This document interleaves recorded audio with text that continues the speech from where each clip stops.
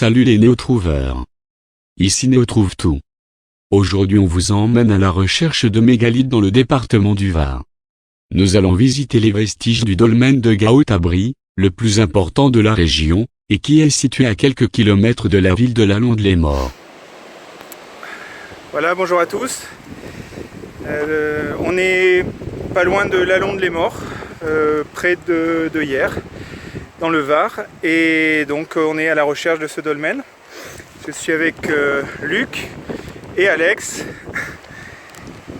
et le dolmen se situe un petit peu en altitude, à 237 mètres exactement. Le dolmen de Gaotabri qui est très bien indiqué là.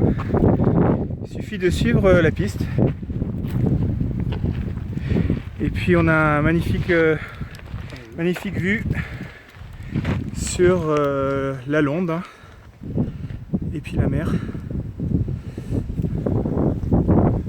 Voilà.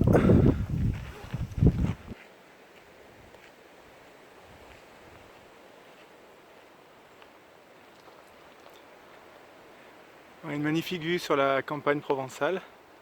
Superbe.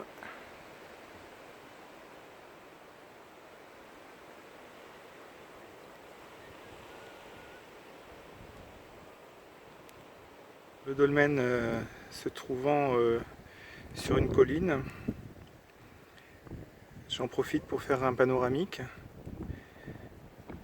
Donc voilà Notre-Dame-des-Anges à 13 km, point culminant du massif des Morts à 780 mètres, le col du Babaou, plateau de Lambert, Crot du Diable, Valcrosse, La Galine, Cap Bénat,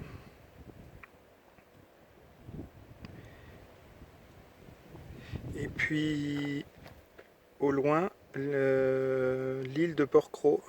Voilà, on arrive au dolmen qui est protégé par un enclos, apparemment pour le protéger des sangliers.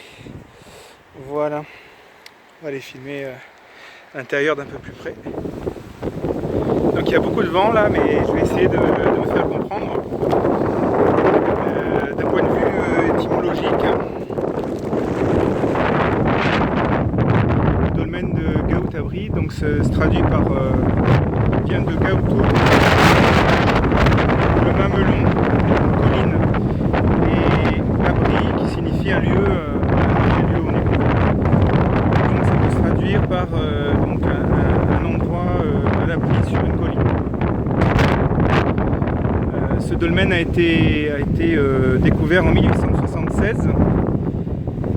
Et puis il a été fouillé à plusieurs reprises en 1924, 1957 et 1975. Il a été daté de la fin du néolithique au début de l'âge du cuivre, c'est-à-dire il y a 2500 ans, avant Jésus-Christ. Il s'agit d'un des plus vieux dolmens de la région et du plus vieux vestige découvert sur la commune de Lalonde, et qui témoigne d'une présence humaine dès l'époque chalcolithique dans cette région.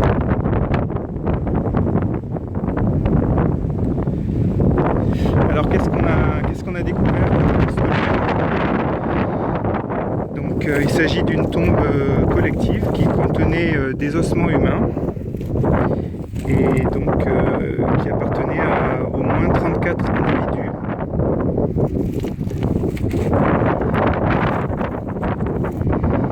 Et on a retrouvé des fragments de vases en poterie, des outils de silex, des perles, d'autres objets qui sont répertoriés sur ici.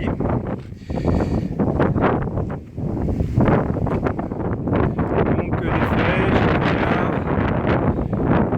des faucilles, couteaux à moissonner, haches et colliers de perles. Une scène de vie du néolithique. Et je vais vous montrer aussi le plan du dolmen. Voilà, donc 6,70 de long et 1,70 de large. Alors on l'a dit, hein, ce dolmen est le plus grand de la région, hein, de Provence. du Var, des Alpes-Maritimes. Et donc il a un agencement un petit peu particulier avec 3 parties. Donc première partie, donc un couloir d'entrée, ensuite ce qu'on appelle une antichambre et la chambre. Et donc les dépouilles mortuaires donc étaient entreposées certainement dans la chambre après peut-être un rituel spécial qui les amenait à travers ces parties. Voilà de plus près le couloir, l'entrée du couloir. Ce couloir qui sert de liaison entre le monde des morts, qui est la chambre funéraire, et le monde des vivants. La chambre funéraire, elle est rectangulaire et allongée, et le couloir assez court. Et puis ces 3 dalles qui sont en bordure de ce couloir, qui marquent le passage de l'un à l'autre, du monde des vivants au monde des morts.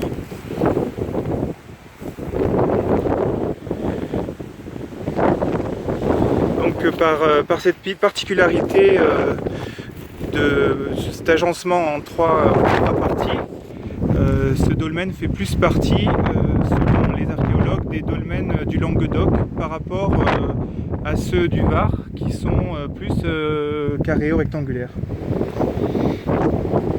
Et autre point important, l'orientation de l'axe de l'entrée du dolmen dans l'axe du soleil couchant au solstice d'hiver. Voilà le soleil qui se couche par là et l'entrée qui est par ici et qui est selon les archéologues donc cette entrée est dirigée exactement à 225 degrés au sud-ouest et qui est une constante qu'on retrouve dans de nombreux dolmens de Provence et du Languedoc.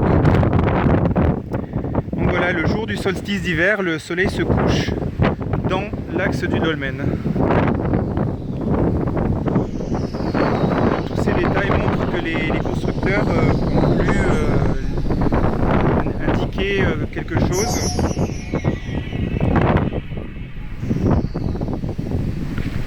Dans la symbolique par rapport au soleil, par rapport à l'idée de renaissance de l'âme.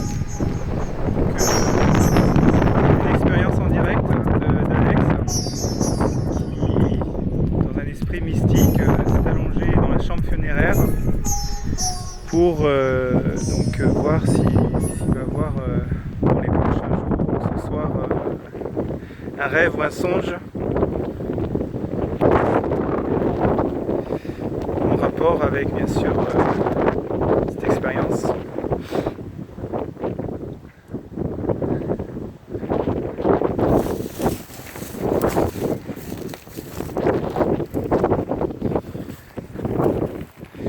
Donc ça nous permet quand même de voir l'échelle par rapport à un être humain.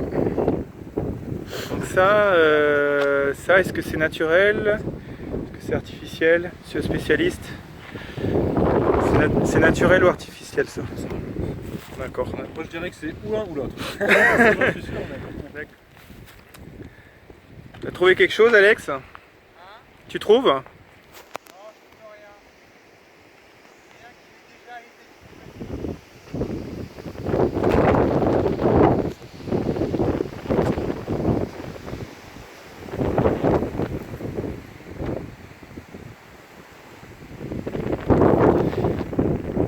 Allez, on va aller fouiller un petit peu avec Alex.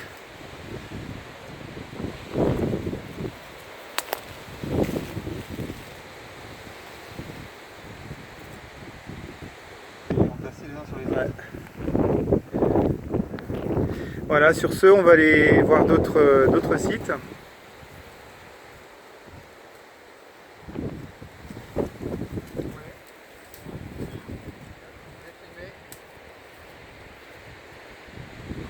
pas tenu de sourire, on est tenu de trouver. Ouais.